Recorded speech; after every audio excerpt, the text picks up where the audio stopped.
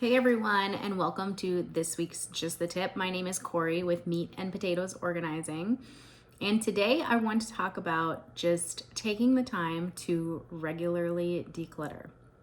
So a lot of times when somebody hires a professional organizer, it's often because it's become too overwhelming and they don't know where to start. So one thing to kind of prevent you from getting to that point where you feel extremely overwhelmed is to just do a little tiny declutter regularly. I highly recommend using a 10 to 15 minute timer and just doing a little bit in a space that's really been bugging you, and then you're gonna feel so much better even after that 10-15 minutes. Even if it doesn't seem like a lot of time, it is a lot of dedicated time towards decluttering.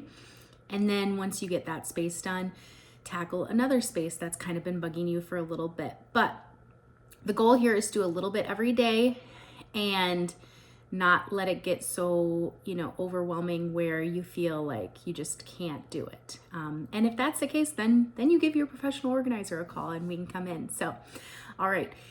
That's your tip of the week. Get after those tiny little decluttering sessions and let me know how it goes in the comments. Bye.